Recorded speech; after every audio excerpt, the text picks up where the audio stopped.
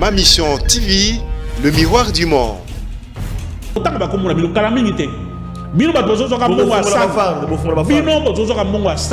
Il faut tout ça la winzer sika et permettre à mon bateka. Mais les problèmes to kute nango lelo ndekwa san tellement masani na kanyaka. Bazo tamusaka kanyaka partout.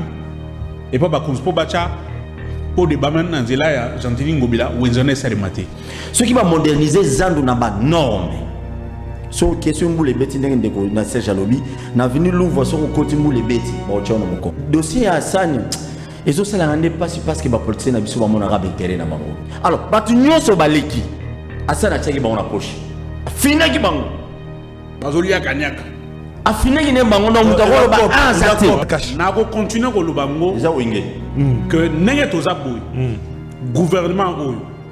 Bilan aussi négatif que ça bilan il y a biso nyonso. Na FCC na cash. Vous allez pas nous dire que non biloko to lo balelo za lukutate. Chef de l'État, les garants de la nation, qui nous tambola. Bolia combien de fois on te lira Mbalamoko. On appelle chef de l'État conseiller, te sois conseiller ma ministre Teni. Ba membre gouvernement, ba komi kolia kanyaka. Ya monsieur Sam. Pour battre la modernisation à Zan, ils ont contribué à ce slogan le peuple d'abord. Ozo gérer mbongo ya bana na yote ya tata na yote ya maman na yote. Ozo gérer mbongo ekolo. Il y a peuple d'abord. Il y a 3 millions 500 000 dollars. De Toyoke bimi ma Covid-19. Si les gens ne sont pas payés, pourquoi? Ne voilà tellement ma Covid est comme boye parce qu'il y a 2 personnes qui ont hésité en termes de communication. Ne pas doute na désordre de côté de mon boisson. Batongo banani sous. Ministre de la santé. Et IDPS. Et Tenilongon. IDPS. Les peuples d'abord. Comme vous voyez, c'est le lancement officiel de la vente de produits de première nécessité. Un programme initié par le président de la République. Bilo Kongozote Kama, Wabi. Bilo on le fait par commune. Ma maison communale, il faut adresse. Il faut une adresse connue. La commune à Banalunga, au Somao. La Kitambo, la Kitambo, et pas dans la banane.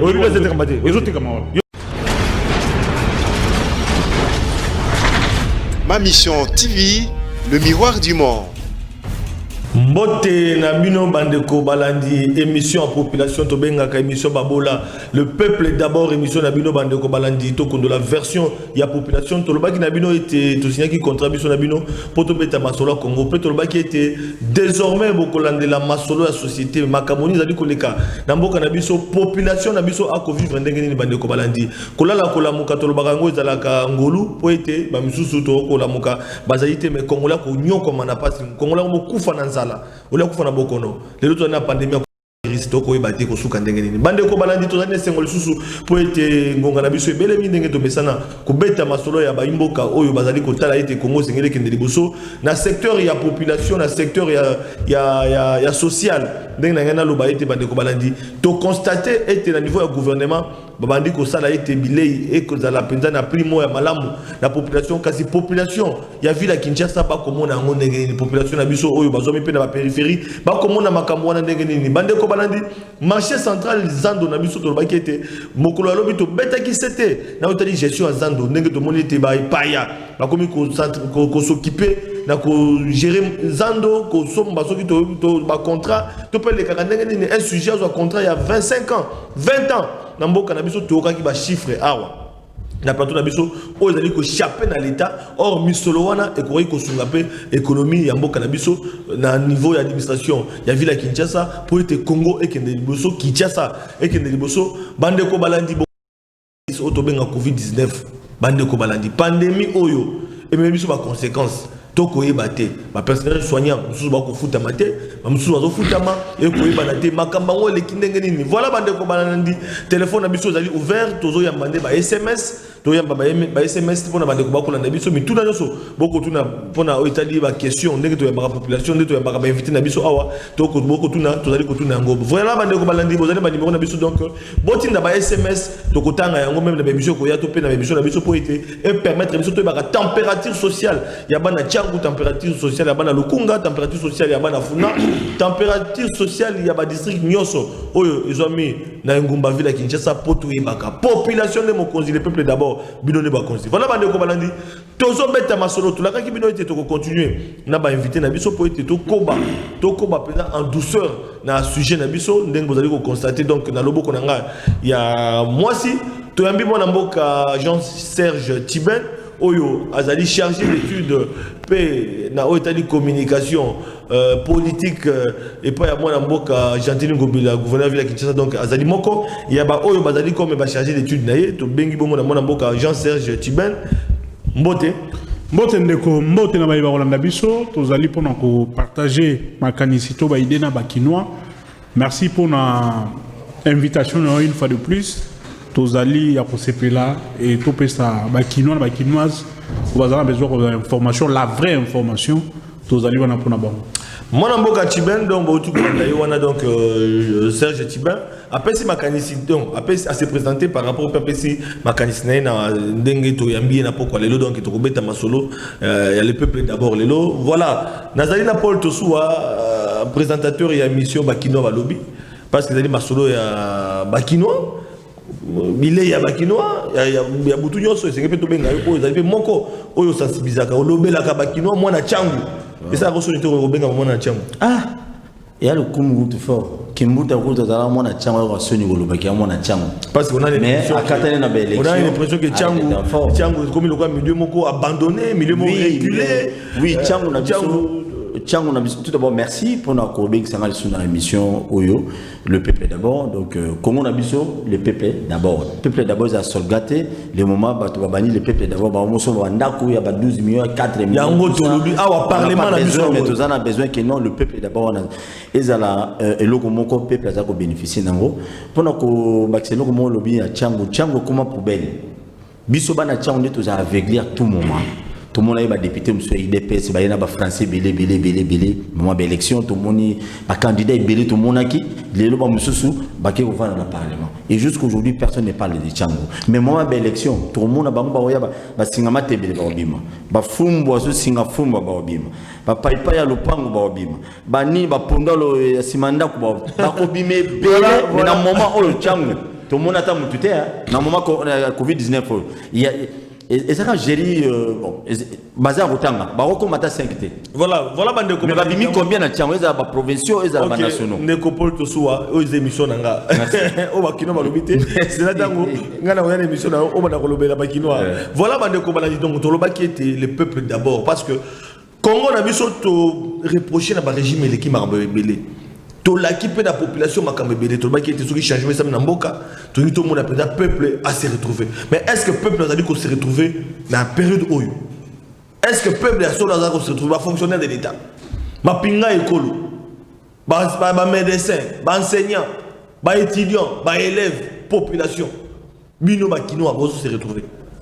ba maman bi popula na pesi mbote passe ba maman de balanda émission mingi batika ba série na bango ba beki balanda émission population émission ba bola pour ba makamunyo ko deka donc bango na parlement biso na parlement populaire ya biso ngoyo place liberté population pesa biso pour ki to ya mbaka pe ba to pesa na makanti ata ko ba député ba ko samusa na bango te biso to samusa biso ya koloba voilà mona mboka Tiben to yamba ki une émission de mona bandal azar représenté to yamba ki une émission de kaki batu mingi bazongeli makamotali marchand santo Bamine de Flavien na otali zando ndeko Gentili Ngobila c'est vrai du mokano mais et sengeli abunda contre ba expatrié oyo basala ba contrat na mboka na biso ba privatiser zando et que elongo na maboka ba congolais lelo zango ba bandi ko bongisa yango mais ba commune mususu parce que tout la pandémie en Covid-19 ba mususu na monaki neti beaucoup mestre ya Kinshasa abandaki déjà ko pesa ba mesa pona bato o bazana kata zo babi manano po bana mo na bango to kokota pe na masolo parce que gouvernement pas eu mokano ya ko teka bilei la population n'a plus nous malamu to beta masolo parce que ba kinope balobaki na o itali yango mais to kota na zando oyo et c'est que les biloko teka maka Gentili Ngobila lelo na o itali marché ya central marché oyo za miroir ya ba kinois miroir ya ba congolais ba mikina poto gestion nango lelo bande ko ki retenir nini parce que il y a à boire à manger. Merci beaucoup pour mon tournoi. Je crois que je remercie une fois de plus pour l'opportunité. Bah qui nous faut dire que Gentili Ngobila era yé a coûté Zando. N'a pas beaucoup y a un Libanais. Monsieur Hassan qui avait signé un contrat Léonel na gouvernement sortant pour Yakala, gouvernement Kimbembe, un contrat à 25 ans, contrat à 25 ans, qui m'a accueilli, qui m'a un contrat à 25 ans et l'équipe Mingi. Par rapport à bon auto recette Zandu et Bimisaka. Et puis dans le ligne, il y a aussi Makambu, qui contrat à 20 ans. 20 ans, Kimbunda accueilli, Kimbuta aïe. Mais malheureusement, suivi accord, tout contrat entre l'hôtel de ville, na M. Hassan et Tika Rosa de Mati. Parce que l'intérêt de Kino Lengezalani na Zandouana. Contrat va signer que M. Wana a tonga Zando Yasika, a modernisé Zando. À la fin, un contrat, Zando a modernisé Kotikala, na Maboko ya ville, na Bakinois. Mais Moutouana, ça là est là au côté. Administration sortante, surtout tangi combo, ah non, batangi combo na biso. Administration sortante. Na gouverneur. Yakimbuta. Yakimbuta. Na batunaye. Nazopanga te parce que comme yo mandat, invitation. Administration Yakimbuta, na ba gouverneur, na ba ministre naé, ba sala contrôle mon côté. Ya ko vérifier exécution contrat oyo, ba ninga na mususu ba sala. Ce qui a conduit que Zambé comme un état de l'eau, il y a délabrement très avancé. Tu le vois quand on maille dans Zambé zalagate, courant zalagate, toilettes zati. Nos mamans, nos femmes vont dans de très mauvaises conditions dans Zambé. Au rose là, t'as tenu qu'on l'a dit pour écouter Zambé bimi propre. Et ça qui m'a. Les jours que le. Tout ce qui moule les bêtes. Si tout ce qui moule les bêtes. Fana na yo. Fana nous n'andako parce que ti na ko kota Zambé kozalate. Le jour que le gouvernement argentin a souci à Zaramou, a sali tout il y a Wenzenus, a Tamonazan Monena, Tamoli na Gambela, Tamoli na Wenzemusus. Il a remarqué que dans la ville de Kinshasa, il n'y a pas un marché digne de son nom, Wenze. À part le marché à liberté au musée à Tikelabisu.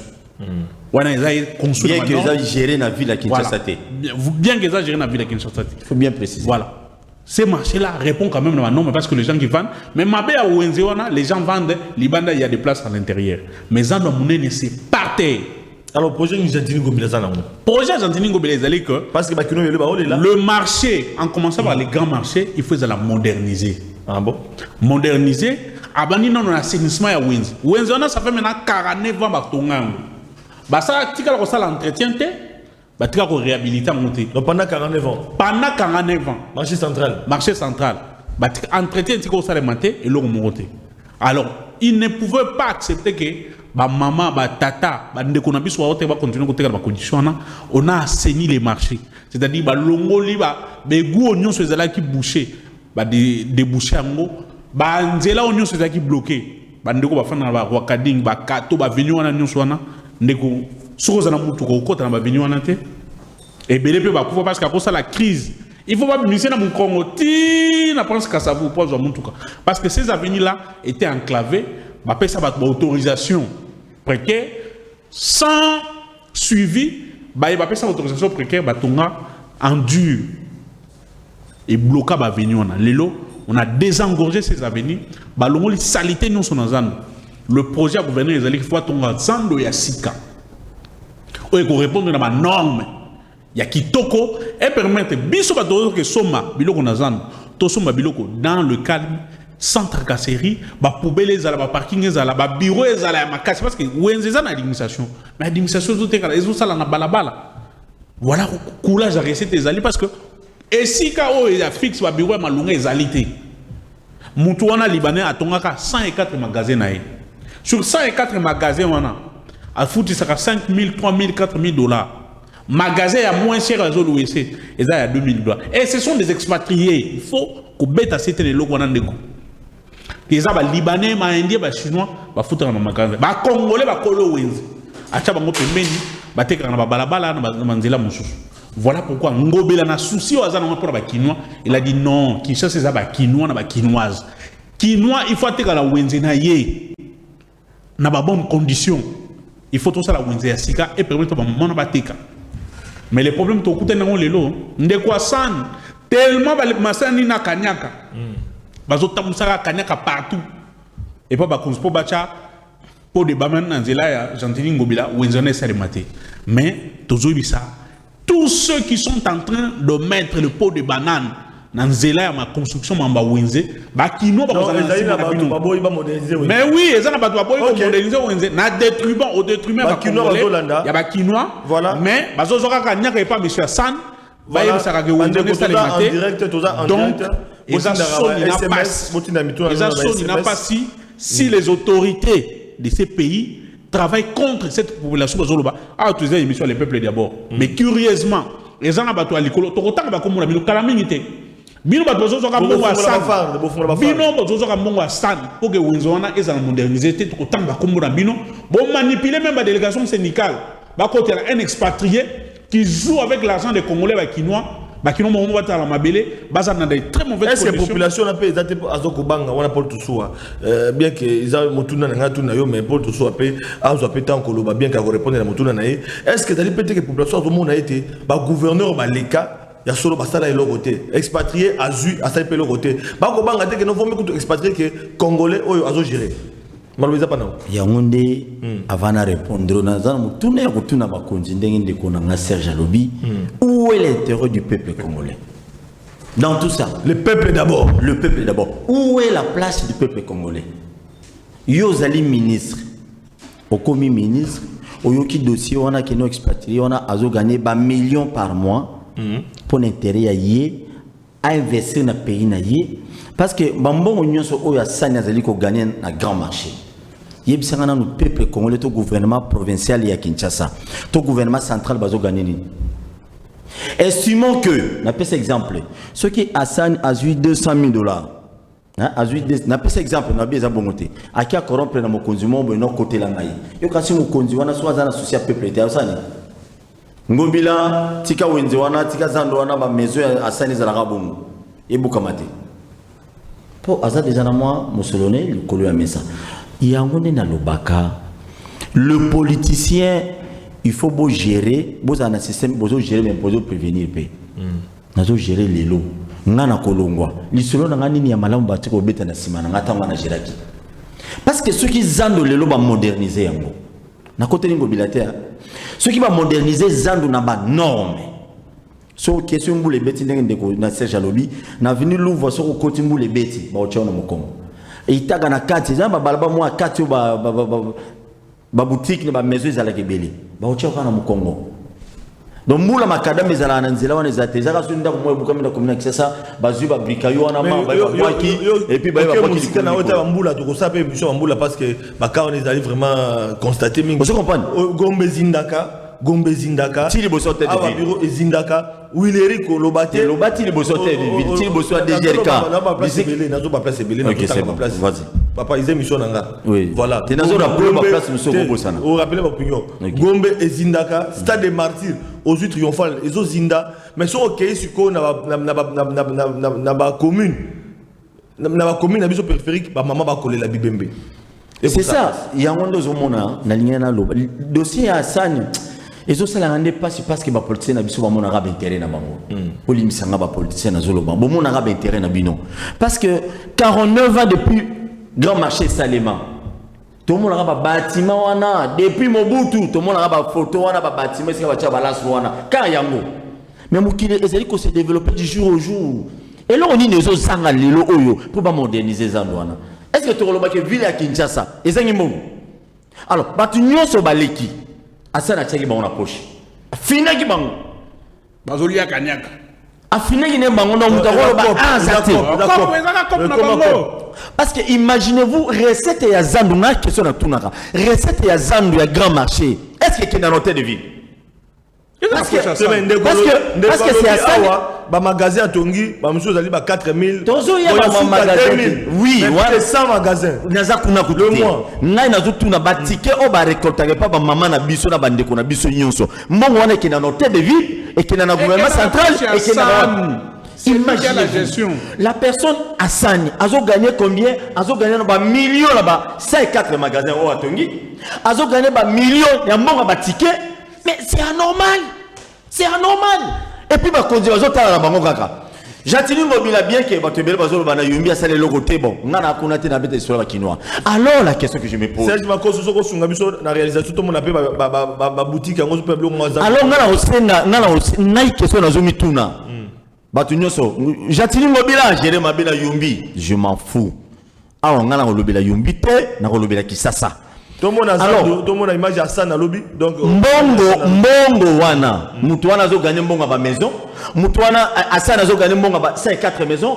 Asana zo gagné mbongo ya ba ticket à 500 000 francs. Oh ba Congo la pas ba maman. Oh. Nyo ce qui est dans la compte Asana. En un magasin tombé. Comment les politiciens congolais beaucoup comme un niveau à soutenir un expatrié on a yé pour na koya ko yiba ko détourner ko ça. Mais je ne sais pas. Vous les soutenez, je ne sais pas pourquoi. Ndekonanga mokonzi ozali ministre, ozali député. N'a besoin n'a rappeler le komoko. Tika indice na yo. Lelo on parle de musée Laurent Désiré Kabila. Pas tika ibatrasa kitoko. Ya kitoko. Lelo to betel sur musée parce que musée ça la kitoko. Quartier populaire wana eda batebele. Toko tango. Lelo ba film on a mon ministre économie wana. Toko tamale mais malé de donc ça fait mal au cœur que non. Eza mabele bakoko batike la biso Kinshasa. Zando wana eza bakoko ya bakoko. Bato batonga on ko bakufa la bango nyonso. On comprend. Alors, comment te rendre imaginons et l'euro il faut que ça quelque chose dans la ville à Kinshasa. Oh les oyo, ba yiko asphalté zando wana mobimba ba balabala nyonso côté ba dépôt pharmaceutique. Kuna ko des aba poto donc du jamais vu. Parce que ba bongi son. Non na émission. Tu as tout les mots. Même bon ça. Bon, c'est ce qui n'est pas sain. Bon, ça qui n'est pas sain. Voilà, mais pour conclure le sujet, Hassan, tu as sujet Moussous parce qu'il y a mais dossier Hassan, chef de l'État, il faut s'impliquer. Chef de l'État, s'il vous plaît, chef de l'État à s'impliquer yémoko personnellement, l'Ikambo Hassan. Parce que le moment où tu as attiré l'Ingobila, yémoko, il y a des ministres nationaux, bah l'Ikolo Ngobila, bah Kokana Ngobila Kokone Bangote. De préférence que non, chef de l'État, implique-toi, yomoko comme garant de la nation, aux yeux de la mission sur le oui, autant d'intérêt bakinois. Voilà, monsieur, on a 2023, excellence, monsieur le président de la République. Voilà, dans la région qu'on a préparé, nous éléments où il y a Bandeko Yakashine, c'est déjà bon. Bandeko Bakashine, mais avant tout, Bandeko Bakashine, tout le monde a réagi. Et c'est que les boys, parce que tout le monde a 4 émissions d'Abisso, gouvernement, Yambo Kanabiso, Azum Okano, Yakote Kabilei. Pour tout le monde, Zando, mais le quoi, Zando, Gombe, Zali, confiné, Bilei, on a écouté Kamalibanda. Donc, pour nous, on a site na ba district nyonso presque na Lukunga izali na Changu izali na Moamba izali donc bazu possibilité ya kotia place oyo bato baki kosomba biloko balobi talo ezali mwa malamu tv za doté bandi ko balandi est-ce que talo ezali malamu pour mais ministre pe ya économie ya kitaki donc mama Gassi pa kitaki kuna alobaki pe population pe balobaki ya moto kota na dossier wana pour dossier Hassan tokozongela yango. Dans le dossier marché central à Gombe, Oyo, la ville de Kinshasa, Tokolobela yango toujours. Mais, Tokenena nous na ngabo régie, Toyo kama Kamoni ezali koleka na ora uti kolobela bino na poko. Comme vous voyez, c'est le lancement officiel de la vente de produits de première nécessité, un programme initié par le président de la République, Son Excellence M. Félix-Antoine Tshisekedi Tshilombo, et financé par le gouvernement de la République. Évidemment, nous avons reçu l'appui de l'armée qui nous a soutenus dans cette, qui nous soutient encore. Papa oya kenda ndenge il fallait attirer bilemo. Makambo toko monana kisasa.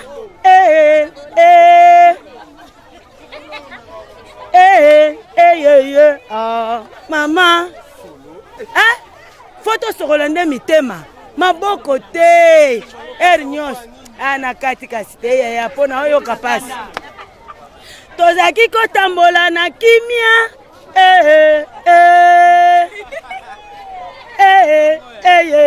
oh mama ekomi kanga munoko kanga zolo papa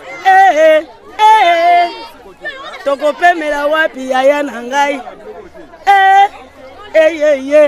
nasukeli wana. Siko komanda papa, siko virus soki virus ango. Ezo ya beti koto na biso papa obezo sukela wapi. Siko biso tozo teka biloko na biso. Ba virus soki ba virus. Siko biso tozo kutana na bato. Tozo tutana na bato. Biso tozo teka biloko. Siko virus wana papa. esukelaka kuna ekomaka epa na biso ate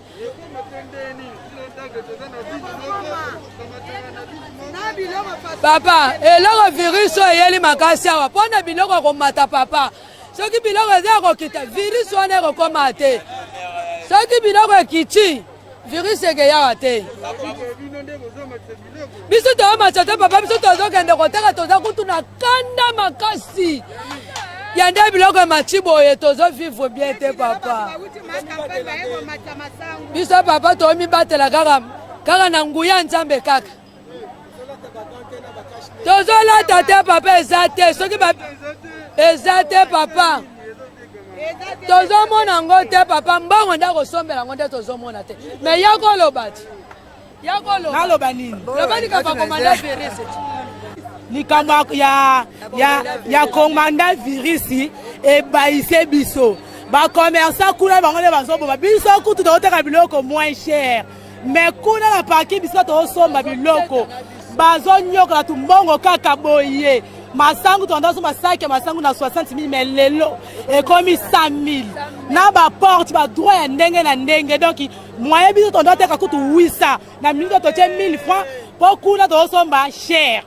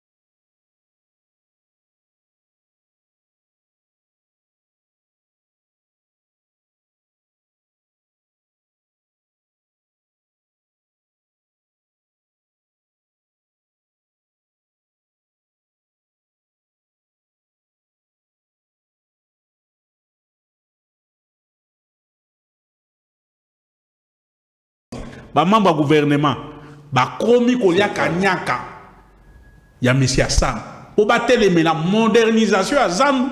Ils ont contribué à ce slogan le peuple d'abord. Parce que ces peuples-là, il faut être dans de bonnes conditions. Moutou au père Zoé Osomba, et là on a ouï. Il faut se dans de bonnes conditions. Fungola mis sur un dossier à Zandu. Appuyer le gouverneur Gentini Ngobila. Libanais on a Atik à Zandu, ils ont enregistré la ville à Kinshasa, et puis il y a Bakinois. Et là il y a Kachineza passe, Nico Flavien. Mon policier n'a biso, il faut respecter pour. Il y a un ballon à filmer bango. Très cher policier. Très cher policier, vous êtes là pour la population. Oui. Population, comme les gens ont été soit un policier, de la même manière, c'est très honteux. Ils allaient sonina mawa. Bavir policier est comme collègue. L'autre fois, j'ai interpellé le général Kassou. Mon respect, mon général. Votre équipe, mon ko ya ko contrôler ba policier. Police de police qui est là. C'est Bazali. Ba pepe ba kenda wapi. Mon général Kasson, bola musa ba pepe. Quand vous donnez une mission à ba policier, zoa équipe ba pepe, ba lanela ba policier parce que ba vu l'équipe. Na changu, karama ba kashine oga de gomuka perdre vie. Na kinga sana suka. C'est grave parce que intolérance à ba policier na biso ba yo karaté ba conseil à kamutute maman nzela ko ba kutute shida et comme il cop mais biso to fa na bandele comme il passe soko longe na ndako na 6h t embouteillage à bandale ko legate hôtel misaba to kaka boye ata ya contretemps eza soni ezo salir image ya l'état ezo salir image ya ba policier ba agent de l'ordre ou ba comment les ba agent des ordres. C'est très grave. Général Kassoum doit s'investir. Alors, Général Kassoum, on a côté police, mais aussi pour 5 000 francs. Pour encourager. Il y a un amende, on a des autres qui doivent 5 000 francs. 5 000 francs amende. Est-ce que le peuple d'abord a bénéficié d'un vote, tous les autres qui doivent 5 000 francs? Gouverneur ya ville à Kinshasa, son excellence Gentini Ngobila. Ngana Ngobenga gouverneur compétent. Aboya ki biloko wana. Alors 5 000 francs repès on a beaucoup ya policier té. Porte-parole population a yébité. Porte-parole ya gouvernement a incité sur ça. On peut ça 5 000 francs. Ceux qui policiers a gagné à 5 000 kopé ça té. Kene na yé na sous-siat ou bien na siat. Et si on a agent DGK Azali, nous fout à 5 000 francs. Mais à 18h, agent DGK Azali. Mais c'est ce que nous disons. 18h, agent DGK Azali. On a agent DGK Azali. Après 18h, a même eu un commissariat. Ici, agent DGK Azali, qu'on fout à mon. Et puis, beaucoup de Kalamu a fait la mise parce que les policiers na maison communale wana sur comme 18h babi que ba service administratif e kangi babandi ko kanga bato ba cash ne bazo kanga bato mbongo wana ezokota même beaucoup ya Kalamu akoyeba yango na lobby yango déjà o to loba kité yango yo c'est du désordre ezali désordre Yamakas. Pour l'instant nous sommes en train d'interpeller Général Kassongo à Pékissa, la police. Et puis, je vais citer par là.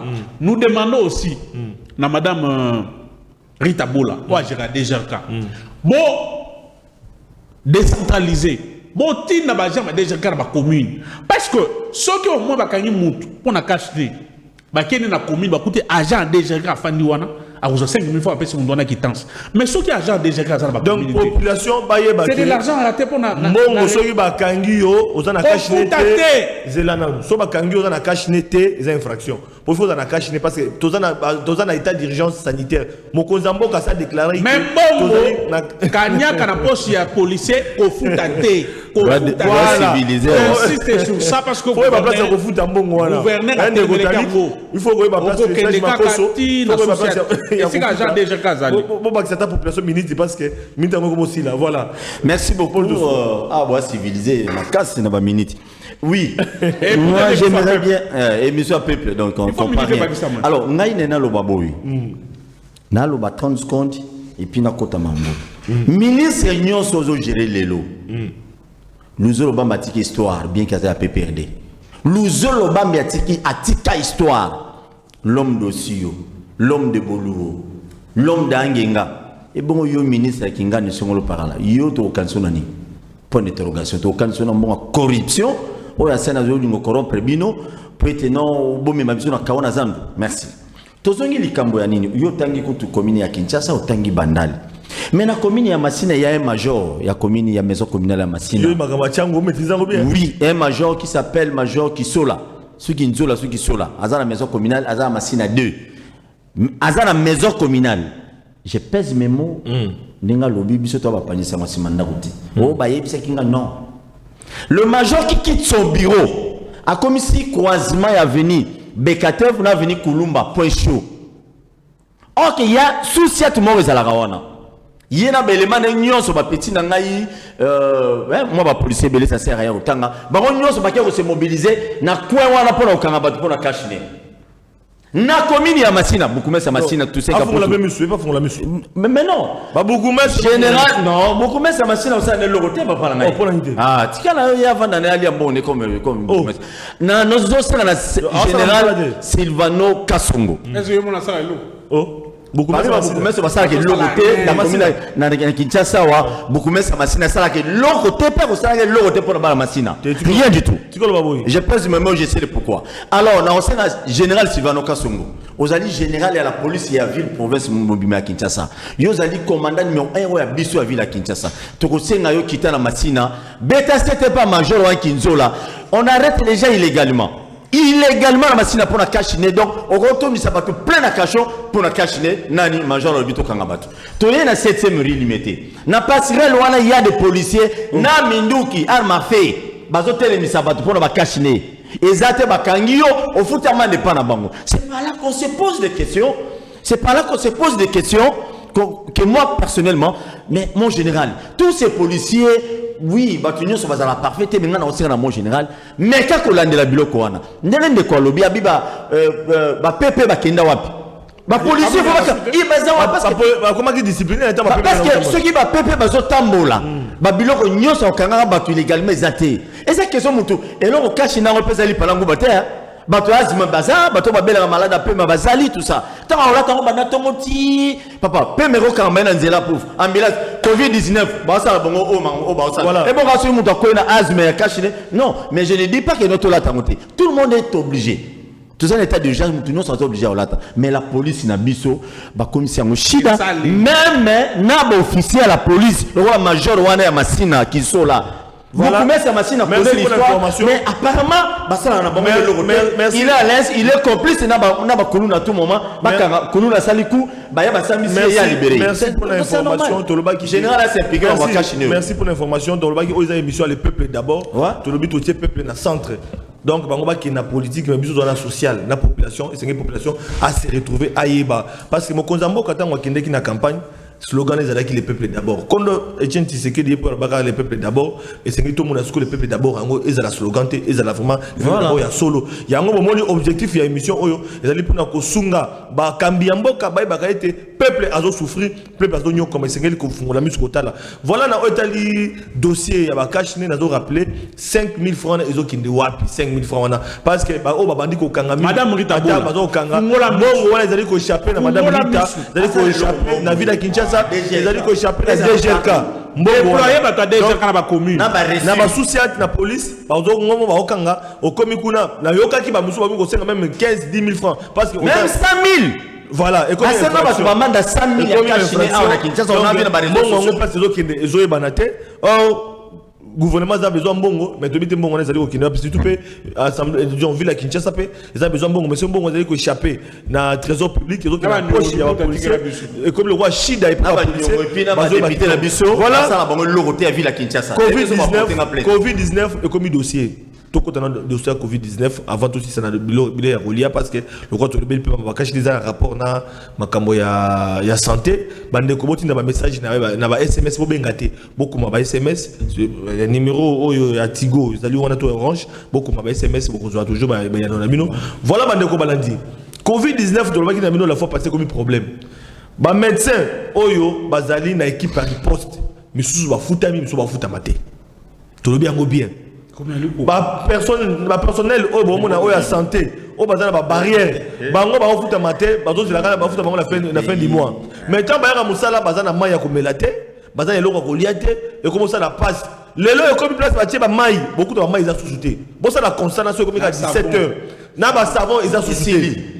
Donc ba savon on a de l'eau ba solution hydroalcoolique et au monde na souté bon comme moi ce que maboko ça été na ba tono na musuze mula soke beti ba ba zokota gomi ba bima contrôle les assustés na conseiller parce que lobi ngamo na zoleka na sambula avant-hier na conseiller na ba policier ba tamboli c'est-à-dire barrel tika pour les ba uta gomi na sambula tozoko bima ba zana donc c'est pour dire que non problème on a ils très sérieux Paul Toussoua avant Yakita oui ba savon on a ils mai ils aussi là personnel la santé bazali wana bazo futa manga la fin du mois mais bazali l'autre côté ba policier ne bazo ba 10 000 francs ba mso ba bazo alors tozo comprendre té makambo zo ki nengeni ils ont des informations tozu à vérifier mais oui ça c'est dit je comprends mon frère Serge et je salue pas si bien qu'azane mutote de vite soit nazana mutute je salue Liota bienvenue Njoli ozolanda biso ça fait mal aujourd'hui on est toujours ba mutu na mutu et c'est ka yo ozali ozo gérer mbongo ya bana na yote ya tata na yote ya maman na yote ozo gérer mbongo ekolo il y a peuple d'abord il y a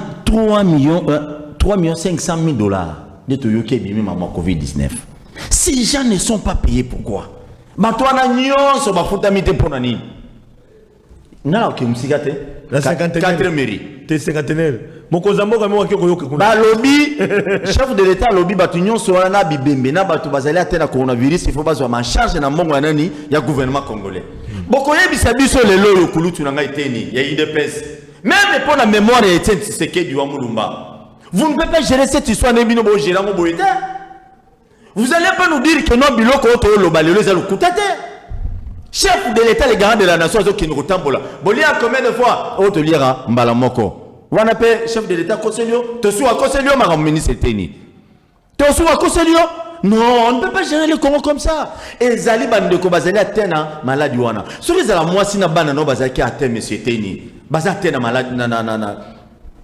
na virus oyo on lui montre que bango nzala bongo. Vous voyez, tout ça, bateau baola la libanda, on a pas policier, tout ça, pas policier, on a pas corps médical, moussous. Oh, bazar, oh, bino bozo zoa, bango sous en charge. Bon, il y a un foot à bangote. Bon, ça, tu as cassé l'idée. Non, mais, est-ce que c'est la cinquantenaire de la région indienne? Comment indien zoko sa mokozamboka? Étranger zoko sa mokozamboka. Mais ba cotiser le système de Flavien, ba cotiser de indien azoko sa mokozamboka. Yondi maboye pour exemple boye parce qu'il y a pas mais heureusement c'est parce que la mokozamboka a la trace du peuple d'abord pour mokozamboka l'obité na vérifier beaucoup lire combien de fois mokozamboka pas c'est ça le grand problème dans ce pays et puis l'homme dans ce pays là mokozamboka parce que il faut azala kabongo atambola ka yemoko a vérifier ka on met dans morceau de mouteille non te ba collaborateur bando ko saka na bango yo oyebi no ba besoin de nazo chita pour la koloba boye Flavien bande qu'on a biso ba policier ba agent de l'ordre de boutier bazanga ba policier té tozana FARDC tozana ba service aner na ba service belé na ba barrière nyonso wana bande qu'on ngai bazana bana na basina bande qu'on a banda ko ba muso ba futela banda pour bango nyonso té ba vana na kanté mutu policier reçoit 1000 francs tendeni pas ko mutu na gombete le moment zoli até le moment nda connaît ça nzala. C'est ça aussi le problème.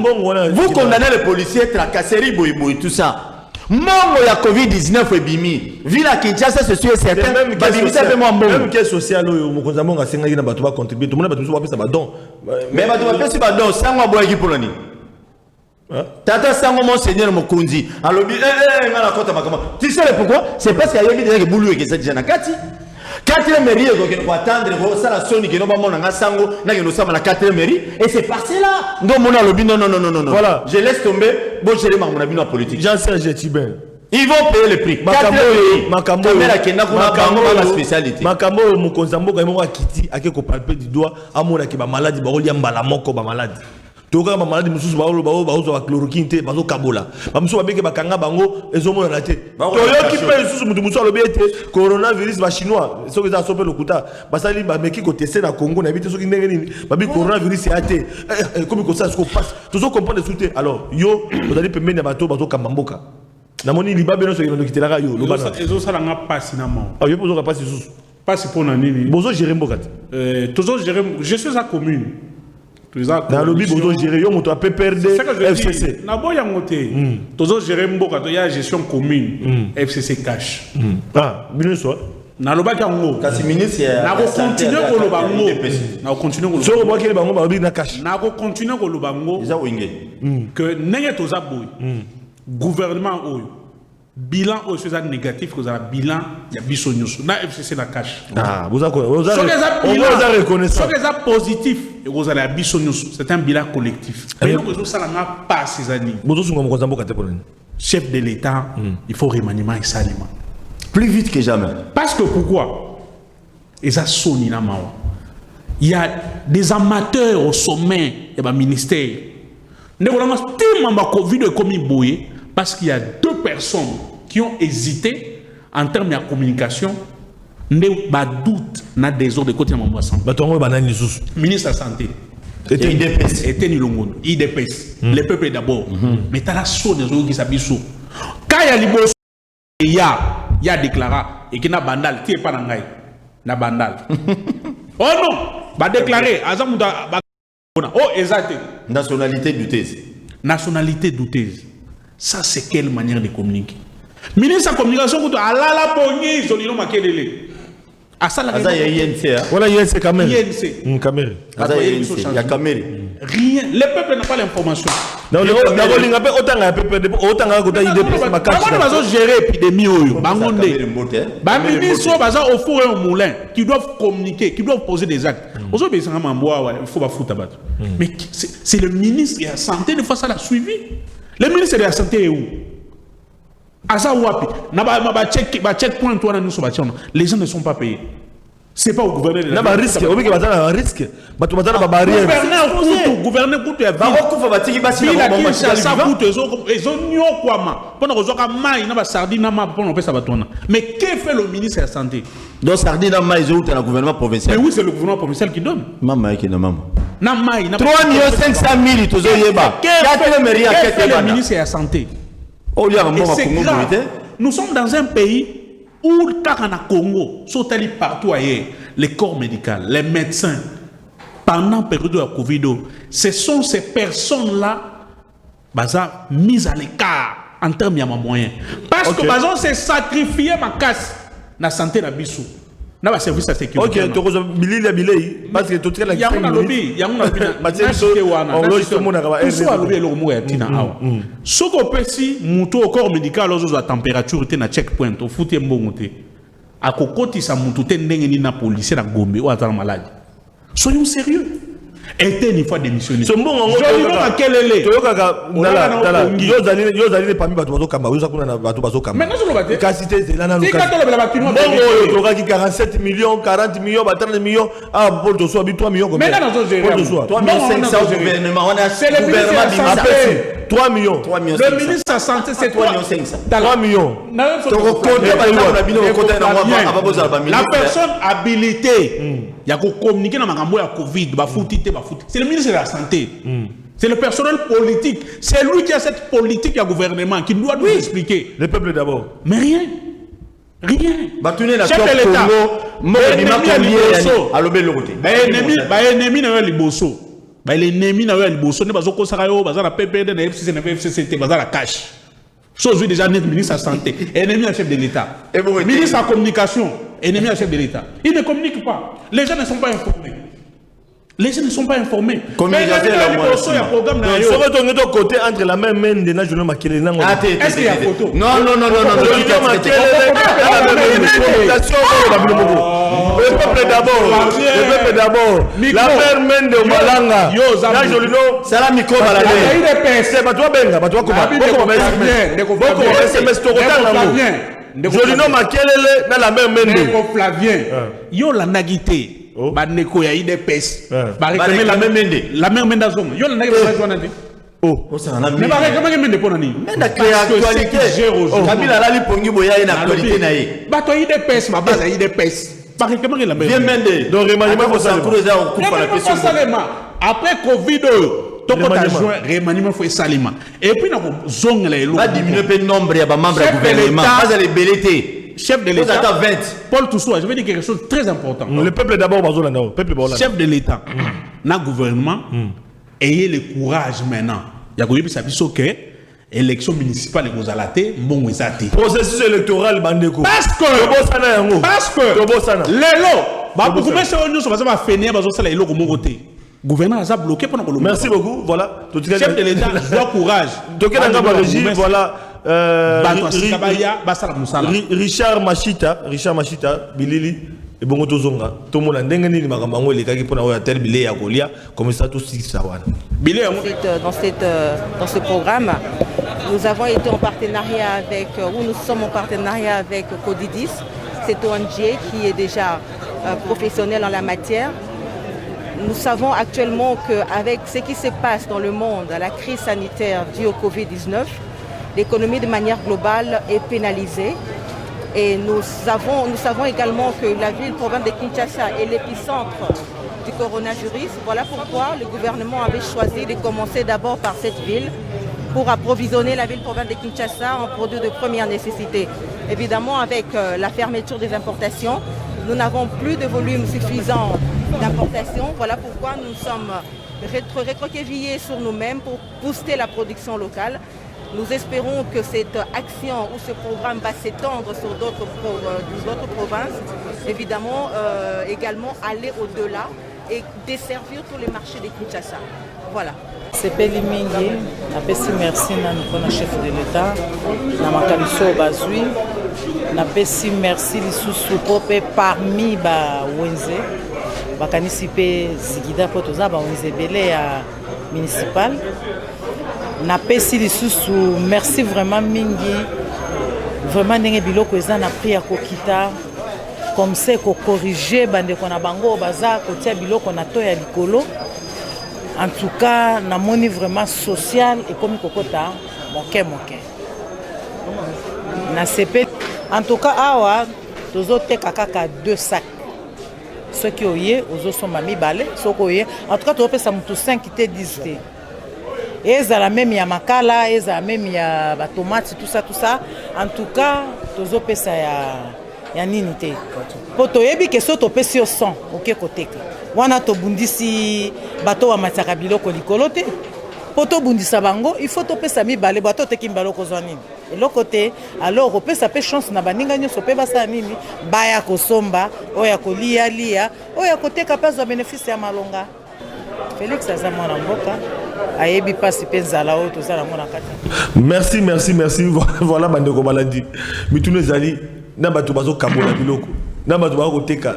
Balobi distance il y a 1 mètre et donc ça les maté et vous en avez ce corona et na point de vente ce corona et na point de vente wana et vous en avez voilà bande ko balandi ba site ya ba vente ngo za wapi donc to ba na place bazo teka biloko ngo à l'état parce que les peuples d'abord population zo landa biso akoluka ye ba place bazo teka biloko wana ezali une place nini et sengeli ko communiquer nem moni bande ko babé non journée makilele azo communiquer parce que biso to ko information to za to information to moni bilili mais ba point de vente ngo za wapi théâtre prix nango eza combien par rapport ya nini ya normal prix normal da prix na bango ba bien les têtes à et puis ba des sacs pour to soa yo kena go luka biloko na lobana te na te yem doté de ville à lobana yem doté de ville ba place à côté ka biloko na ezali wapi et puis des sacs combien peut ko za wapi biloko na nyoso population iba parce que ba komi tout na population ba ko tana biso de peuple d'abord ba na nzala non eza pasi nyoso ça prouve combien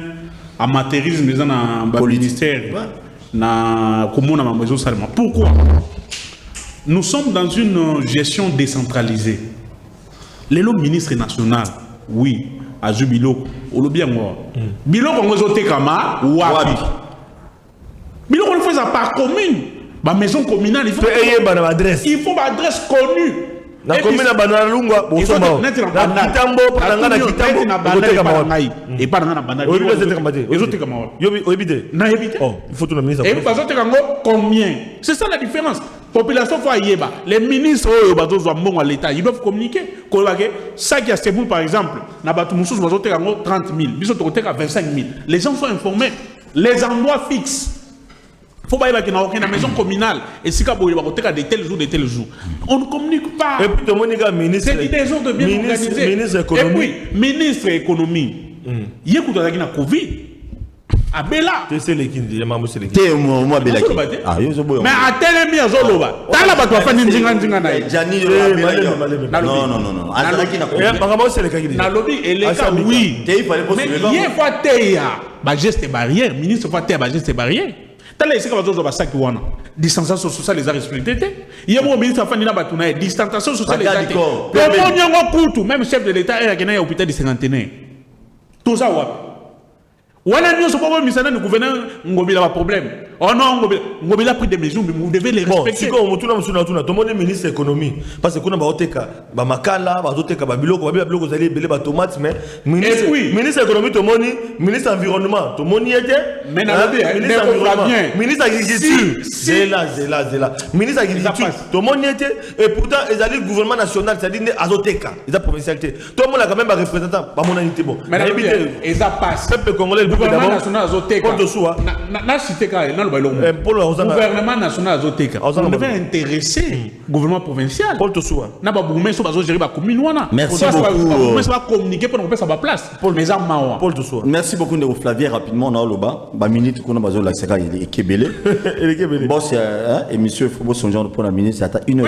1h30 vous allez mieux. Nena loba boye. Et ça m'a moi soni. Matérialisme. Il y a d'autres personnes qui disent à la maison maintenant, non.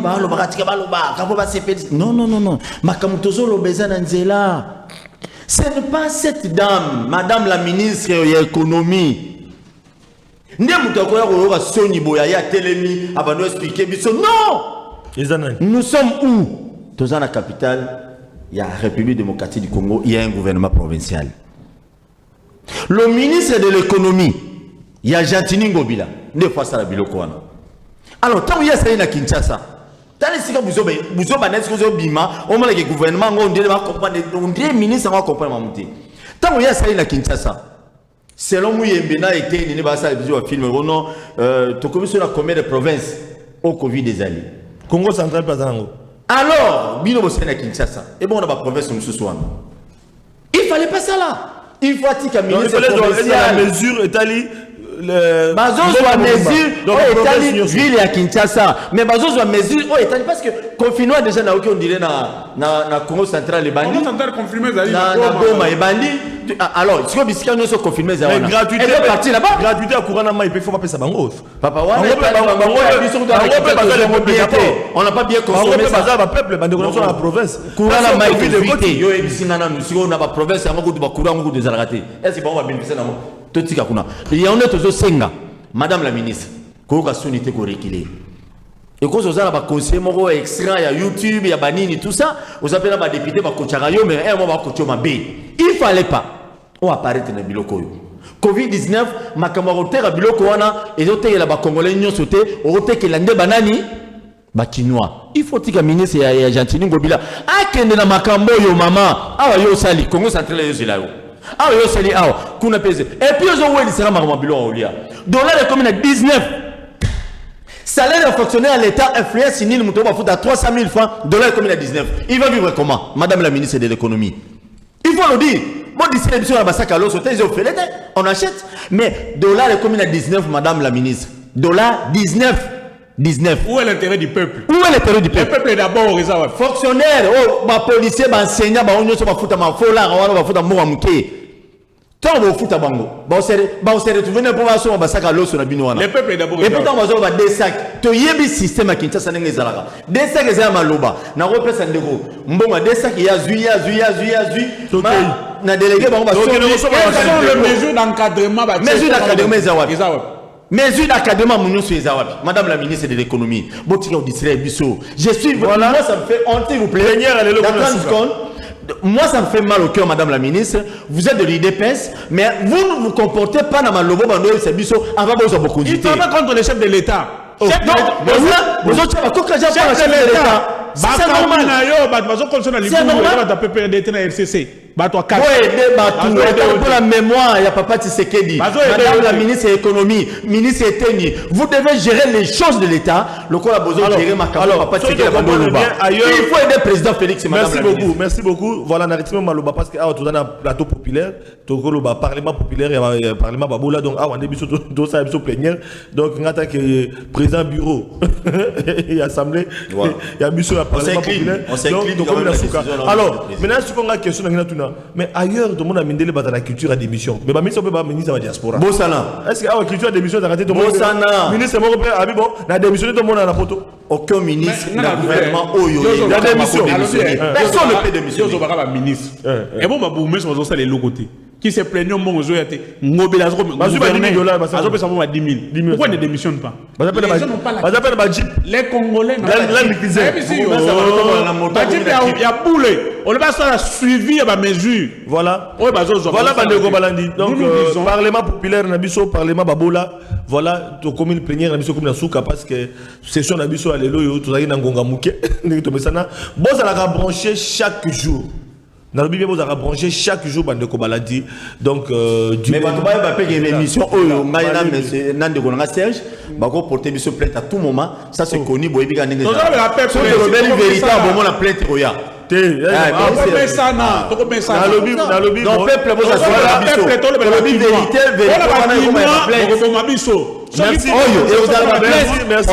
Merci Bandeko. Donc pour les téléspectateurs et à qui n'a merci monsieur le président. Plénière et Cécilie, plénière et Cécilie. Bandeko Nangai na lobi na bino te boza la brancher na kin actu télévision, donc chaque jour à partir à 21h et puis la rediffusion à 15h. Donc dans le magazine le peuple d'abord, donc tout dans la format le peuple d'abord pour que population baye baka makamambo kana ezali ko kende température sociale ya population biso sengi ba passe ya ba congolais bo bengi biso na ba commune nyoso na ba district nyoso ba question na bino botina na SMS bo benga na ba SMS boko rappeler biso après émission to ko so na bino mais to zalaka toujours en direct. Donc botina biso ba message na ba bino ki bo zalaka brancher chaque jour à partir à 21h puis la rediffusion à 15h pour baye baka température sociale ya ba commune ngezali ko kende peto sengi na ba kamambo en tout cas bolanda peta makamboto koloba na bokebi et surtout population azolo ba na micro na biso ya kinactu pour na kotali ça passe na bango ngezali ezali pour na kosunga population to be télévision oyo ezali ko tia au centre actualité kinoise pour être biso to ba makambo ezali ko kende. Voilà bande ko balandi to komi na suka ya plénière na biso parlement populaire ya lelo to komi na suka to yambaki pour na bino na loboko ya gauche pour la deuxième fois moi na mboka Jean-Serge Tiben oyo azali moko ya bakambi pemeni ya gouverneur Argentine Ngobila ndeko. Merci na bakinoa Olanda biso pour na intérêt bakinoa ata ça na pesi mbongo apesi kanyaka lekisa ko bakangisa biso on ça biso le côté to défendre bakinoa tina suka Paul Tosoua to comme la suka. Merci beaucoup, un grand merci na yo bakinoa balobi oyaki na parlement populaire lelo. Oui, parlement la biso ya lelo plénière ici. On vous dit un grand merci à tout Bolandi biso de part et d'autres, mais bon de pour Nabiso, je sais qu'il y a ça encore porté biso plainte pour te le dire la vérité. Naïbe était ministre ya économie, encore funda biso pour te dénoncer ma bête, roye bapé ministre Eteni, encore porter ngato soit plainte ou bien de Serge Ton de Flavien à tout monde yebi marmon nge comme Mikolo. Sur le vérité la télévision pour un dossier pour intérêt à peuple plainte. Voilà, le peuple n'aime au conseil, et puis n'a parce que le chef de l'État, à l'obaki était en action, tout ça n'a état des droits, et c'est un peu mais action, on va policer va récupérer pour nous fonder un journaliste, c'est ça le problème. Voilà, mais la base dit qu'on a des protection par la mais ben pas ça on peut na sango mais na moi libérer ba sango. Kanya les autres tambola. Voilà bande ko balandi donc comme na souka parlement populaire émission d'Abino donc émission le peuple d'abord bande ko balandi obaki était to kunda na format ya population awa to baki ko no beta masolo kaka volet social so ngwe ba bakino balala ki ndenge nini bakino balamuka ki ndenge nini passe bakino ya mai ya courant ndenge transport au coronavirus au cachine bilei to kende to zonga bo dénoncer bande ko ngana 24 communes bantenne na ya mission oyo le peuple d'abord na 24 communes bo benga bo dénoncer vraiment makamuso bo mona ya mabe bo informer biso po ete population ay ba kambia mboka ba yeba mamozo de kanamboka na biso parce que to beti to na état de droit et c'est le Congo ezonga na zela matondo mingi na bino bato bozo ki libaku ya kolanda biso na koloba un grand merci na équipe technique oyo ezalaki coordonné supervisé et pas ya mwana mboka Serge Makoso donc ozaki na ngambo ya réalisation na bosalité na ngambo ya régie finale tozali na mwana mboka Richard Machita, na bozalité collaboration, il y a Richard Nawej, Open Akinatu, chez vous chaque jour, basé dans terrain, bango na passion na talik, on peut réaliser, superviser prise de vue. Donc il y a émission de donc tu as une passion, ngoi tu as gipé. Voilà bandeko balandi, un grand merci na patron ya chaîne de télévision, mon amboka André Lumanisha OP a opé sa temps l'antenne pour être bakino baye la vision, il y a télévision na yo abengango Kinshasa abengango kin actualité, donc c'est bakino baye baka voilà. Rendez-vous na bino dali tout et puis chaque jour à partir à 21h pour télévision na 15h pour baka température à Congo. Tokuta ni lobby na ba invité mususu pour na beta masola Congo pour kwela na bota na bino.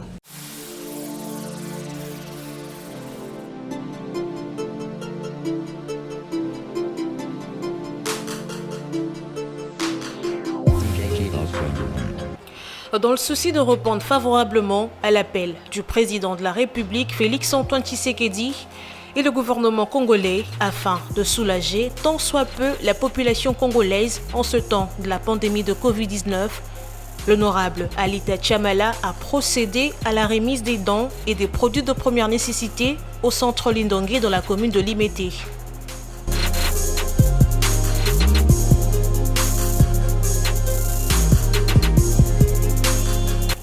Toujours présent, mais représenté par Maître Frédéric Kwamba auprès du cardinal Fridolin Ambongo, l'honorable Alita Chamala a dans sa jupe vestiaire 3 conteneurs dont 50 cartons de mayonnaise, 100 cartons d'huile végétale, 200 cartons de tomates, 500 sacs de semoule, 500 sacs de sel de cuisine, 500 sacs de riz, 1000 cartons de savon Lecoq, 1000 paquets de jus, 1000 paquets d'eau de 75 centilitres et 1500 masques médicalisés, plus une enveloppe fermée.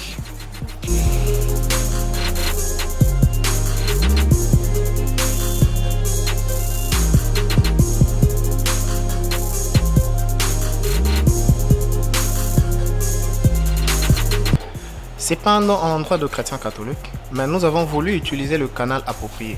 C'est-à-dire, nous nous sommes dit en déposant ces effets entre les mains du cardinal, il saura les orienter aux nécessités. C'est-à-dire, là, on voit l'être humain. Le cadre est humanitaire, que c'était ça. Alors, il nous a reçus. Vous nous avez vus avec lui.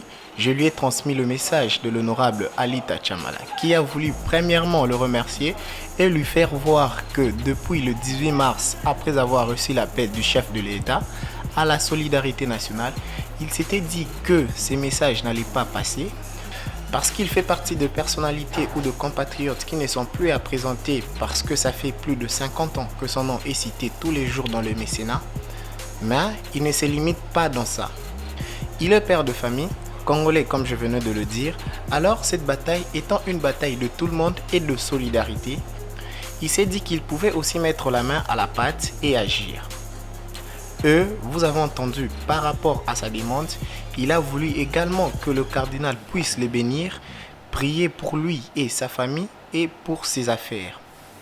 Et pour que ça ne s'arrête pas aujourd'hui ou à ce qu'il vient de faire, mais pour que à chaque fois où cette bénédiction produira, que le fruit de ses affaires, de ses travaux continue à être partagé entre ses frères ou les humains comme lui. Le cardinal est très ému par ces gestes. Il me l'a dit, qu'il sait qu'en dépit de tout, il existe toujours des personnes qui sont sensibles à la souffrance des autres et qu'il était disposé à prier pour lui, à prier pour ses affaires comme lui-même l'a demandé, à prier pour sa famille et pourquoi pas pour moi qui les représente ici.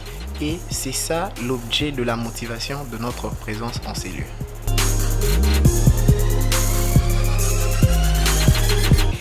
La déléguée du cardinal Fridolin Ambongo, la révérende sœur Kaline Mampouya, a également donné ses impressions. Cet avant-midi, nous sommes tous témoins de la grande générosité de l'honorable Alita Chamala, qui, à la suite des autres, a accepté de mettre ses moyens à la disposition du service de la charité de notre Père archevêque, pour qu'à son tour, qu'il relaie cette charité à ceux qui en ont le plus besoin. Notre mot, c'est un mot de gratitude et de remerciement, et nous rappelons que son éminence a rassuré qu'il allait prier pour tous ses bienfaiteurs, et particulièrement pour cet avant-midi, pour l'honorable Alita Chamala et tous ceux qui travaillent avec lui afin qu'il aille de l'avant.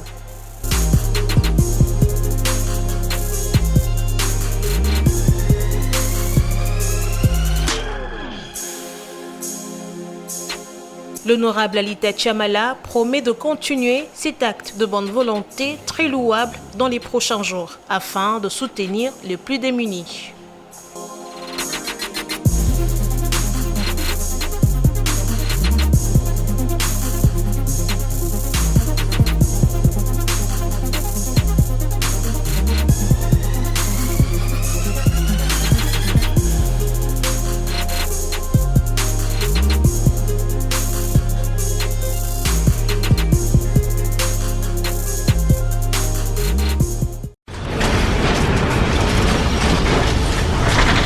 Ma mission TV, le miroir du monde.